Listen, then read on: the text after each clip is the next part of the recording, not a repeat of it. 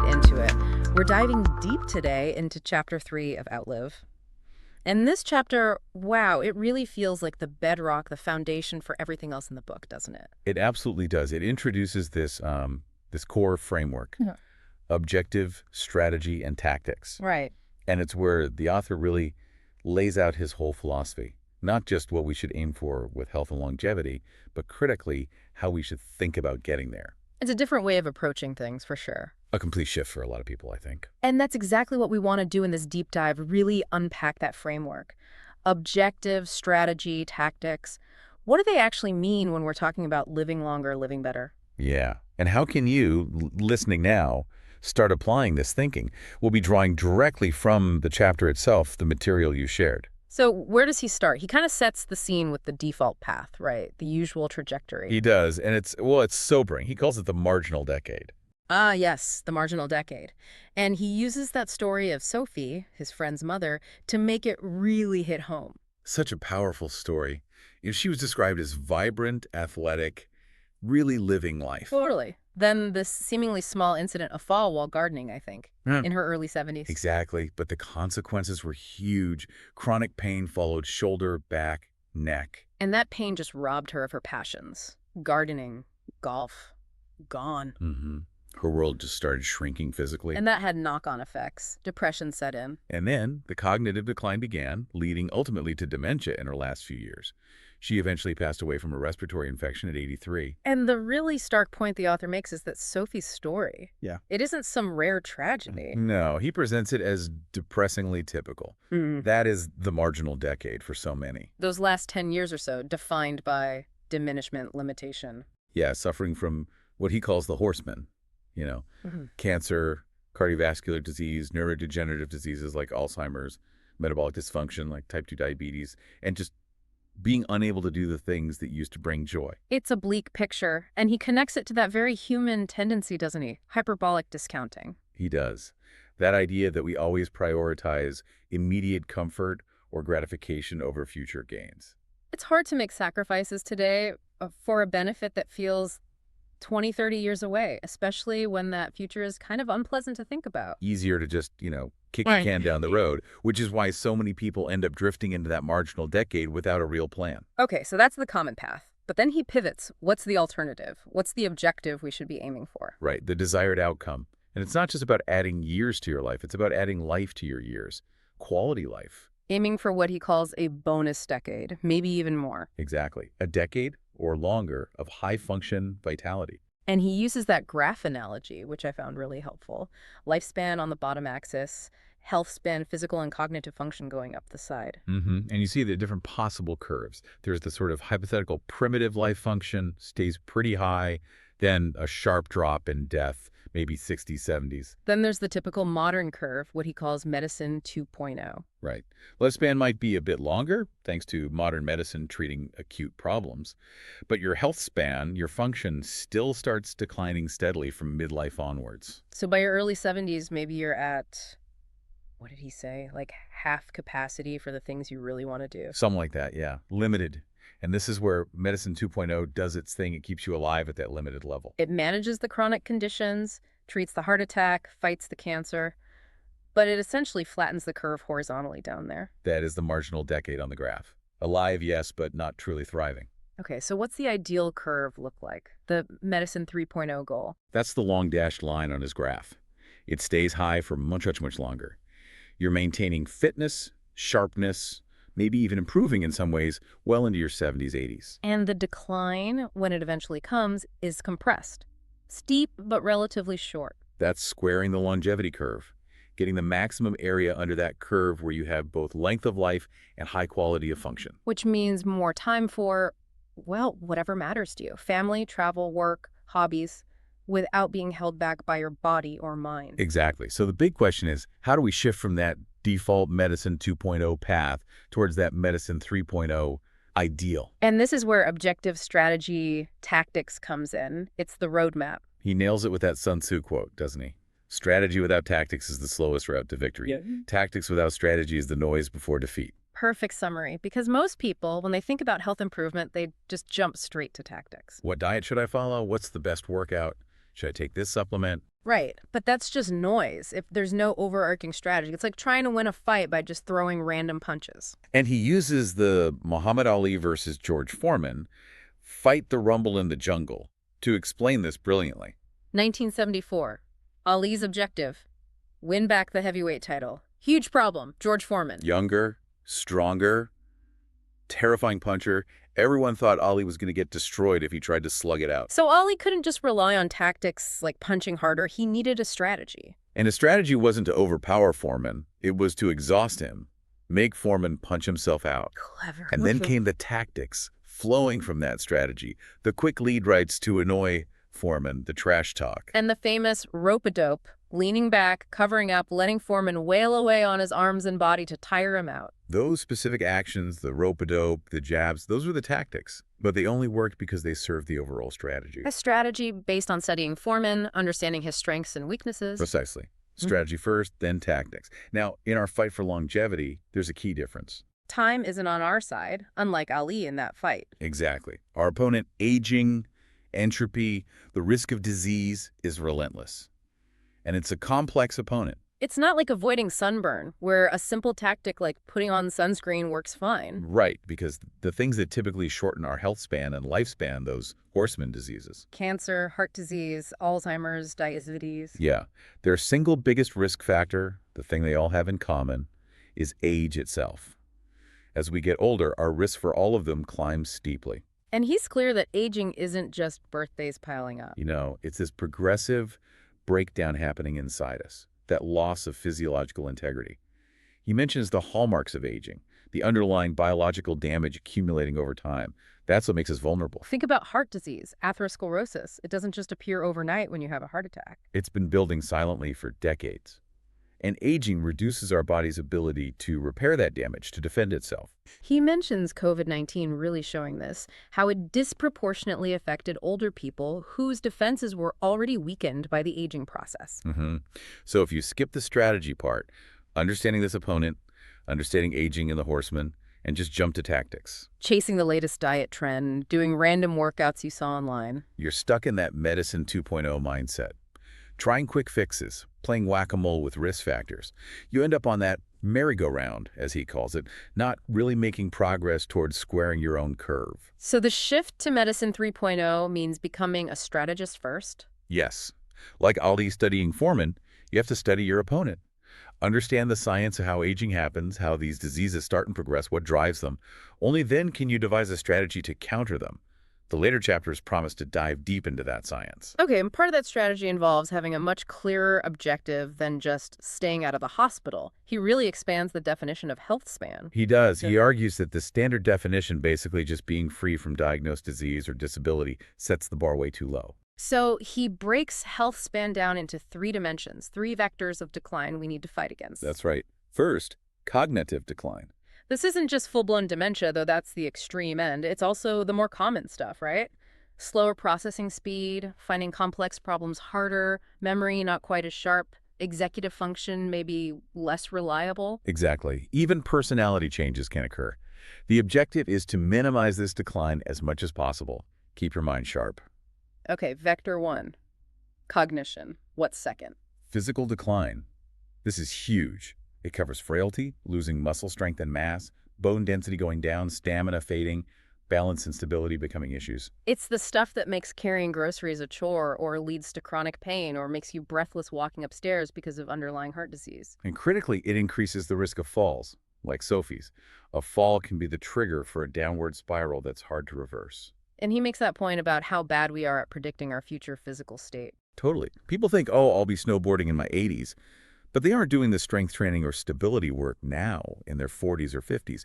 That would even make basic daily activities possible then. He mentions the activities of daily living, checklist, dressing, bathing, feeding yourself.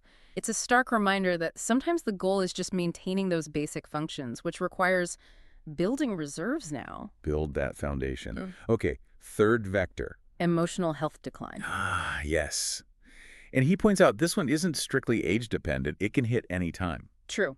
Midlife crisis is a stereotype, but the roots of unhappiness or anxiety can start much earlier. He mentions surveys showing happiness dipping around 47, but it varies hugely. And the real danger is often not recognizing you have a problem until it's become a major crisis. And he really stresses how much emotional health impacts everything else: your physical health, your resilience, your relationships, your overall will to keep going. Mm-hmm.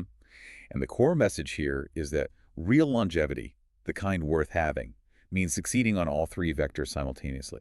Right. What good is a long life if your mind is gone, or your body fails you, or if you're just deeply unhappy? They're all intertwined. You need the whole package. And the hopeful part is, while death itself is inevitable, This specific deterioration across mind, body, and emotional health is less so.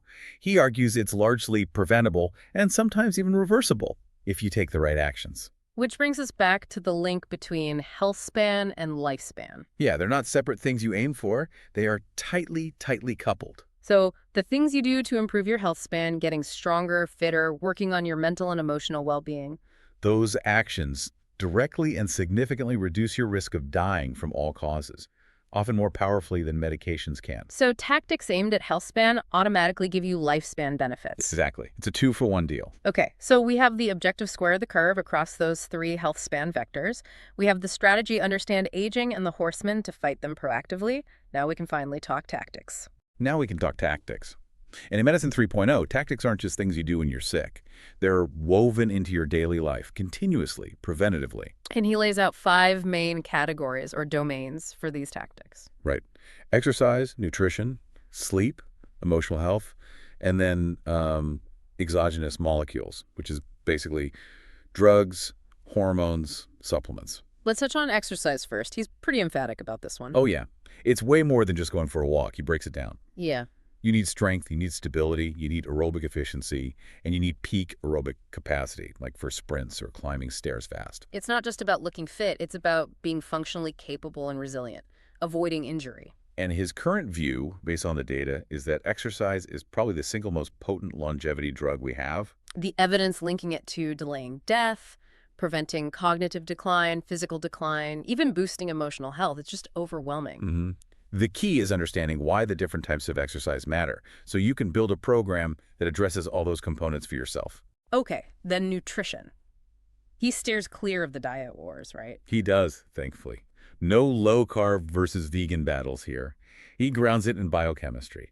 And his main point, the first-order term, is actually how much you eat, caloric intake. Interesting. So it's less about the specific named diet and more about finding the right amount and pattern of eating for you. Exactly, finding your personal Goldilocks zone, which requires paying attention, getting feedback from your body, maybe some testing, and being willing to adjust. Makes sense. Then sleep. This one's had a real glow up in recent years. It really has. Used to be neglected, almost a badge of honor to skip it. Now we know it's absolutely crucial. For physical repair, but especially for the brain, right? Yeah. Cleaning out waste products. Yes, essential for brain health. And poor sleep is linked to so many bad outcomes: insulin resistance, worse cognitive function, mental health issues. He shares his own story here about realizing his chronic lack of sleep was maybe a bigger problem for his health than his diet ever was. Yeah, powerful personal example. Yeah. Okay, fourth is emotional health. And here he's very open that he's speaking more from personal, hard-won experience than academic expertise. Right. He frames his own struggles as a cautionary tale, urging the listener to take an honest look at their own emotional house. And that quote he shares from his therapist, Esther Perel. Wow. It's stunning. Isn't it ironic that your entire professional life is predicated around trying to make people live longer, yet you're putting no energy into being less miserable, into suffering less emotionally? Oof. And then the follow-up. Why would you want to live longer if you're so unhappy? He says it just stopped him in his tracks. Fundamentally changed his priorities. You can see why. Okay, and the fifth domain, exogenous molecules. Drugs, hormones, supplements. He sees them as important tools in the Medicine 3.0 toolkit, but maybe not the first line of defense for everyone. More like targeted interventions used strategically based on diagnostics rather than just blanket recommendations. Exactly. Essential tools, but used precisely within the overall strategy. So we've got the strategy, we've got these tactical domains, but how do we actually know what works, especially for something as long-term and complex as longevity? Great question. And he addresses the challenge directly. Traditional evidence-based medicine relies heavily on randomized controlled trials, RCTs, but doing an RCT for longevity that lasts decades, mostly impossible. Too long, too expensive, too many variables. Right, so the approach has to shift. He calls it evidence-informed, risk-adjusted precision medicine, Meaning, meaning you can't rely on one perfect study. You have to gather evidence from multiple different kinds of sources and triangulate, weigh the evidence, consider the risks and benefits for you. okay, so what are these sources he uses? He outlines 5 main ones. First, centenarian studies, looking at people who live exceptionally long, healthy lives. The outliers, the success stories, what do they have in common? Genes, habits. Exactly. Limitations are it's observational, hard to prove cause and effect, small numbers, maybe unique circumstances, but they offer valuable clues. Makes sense. Source Yeah. 2. Animal model lifespan data, studying interventions, diets, drugs in animals with shorter lifespans, like mice, worms, flies, even dogs or primates. Easier to test things across a whole lifespan. Obvious limitation. They're not humans. Correct. But he argues if something consistently extends lifespan across multiple, very different species, that's biologically significant and worth paying attention to. Okay. Third source. Human studies of the horsemen themselves, really digging into how cardiovascular disease, cancer, neurodegenerative disease, metabolic dysfunction actually work. How they start, how they progress, what drives them, what makes them vulnerable. Learning from treatment informs prevention. Precisely. Fourth is molecular and mechanistic insights, understanding what's happening at the cellular level during aging and disease and how interventions might affect those basic processes. Getting down to the nitty-gritty biology. And fifth, which is really interesting, is Mendelian randomization, or Mansour. Right. I remember reading about this. It sounds complicated, but the idea is clever. It is. It uses the fact that we all inherit random genetic variations, some of which influence things like our cholesterol levels or blood pressure, almost like a natural lottery. So it's like nature running a sort of randomized trial for us. Kind of, yeah. By looking at whether people with gene variants for, say, lifelong lower LDL cholesterol have different rates of heart disease compared to those without those variants, researchers can get much closer to figuring out if LDL causes heart disease without the usual confounders you get in simple observational studies. He used that LDL and cancer example, didn't he? Where observational studies were confusing, but Emma helped clarify that high LDL does cause heart disease, but low LDL doesn't cause cancer. Exactly. It helps cut through the noise and get closer to causality. It's a powerful tool bridging the gap between RCTs and observational data. So putting all 5 sources together? You build a picture. You rarely get absolute certainty in biology, especially with longevity. It's about reducing uncertainty, Yeah. weighing probabilities. He compares it to investing. You analyze different data points to build a portfolio of tactics that you believe, based on the evidence, has the best chance of giving you a good return, a longevity alpha, within a level of risk you're comfortable with. That's a great analogy, and it implies ongoing monitoring and adjustment, too. Yeah, he brings in that Mike Tyson quote, everyone has a plan until they get punched in the mouth. Yes. Life happens. Your circumstances change. New science emerges. Your strategy and tactics have to be adaptable. So pulling it all together from this chapter then, the big message is, chasing longevity and health span isn't about finding magic bullets or just following random advice. No, it requires this deliberate framework. First, define your objective squaring that curve, high function across mind, body, and emotion for as long as possible. Then develop your strategy, understand your opponent, which is the aging process itself, and the major diseases it enables. And then implement tactics personalized, evidence-informed actions across exercise, nutrition, sleep, emotional health, maybe targeted molecules that flow directly from your strategy. And remembering that underlying vulnerability is aging, but the decline itself, that marginal decade scenario, that's not set in stone, it's influenceable. Largely preventable, even. That's the really empowering message here. That Sophie story at the beginning and the Esther Perel quote, Yeah. they really stick with you. They absolutely do. Makes you pause and think. Definitely. So the question for you listening is, maybe, thinking about that typical path, that potential for decline. Right. What's one thing, one small strategic step you could start thinking of or planning now? Yeah. Which vector, cognitive, physical, or emotional, feels like it needs the most attention in your strategy right now? What tactic could support that? Food for thought. And it tees up the next part of the book perfectly. It does. Chapter 4 dives right into those centenarian studies we mentioned. Looking closely at the people who've already won the longevity lottery, or at least stacked the odds heavily in their favor, what can we learn from them? Should be fascinating. More clues for building our own strategy. Absolutely. We're looking forward to digging into that one with you next time. Me too. Until then.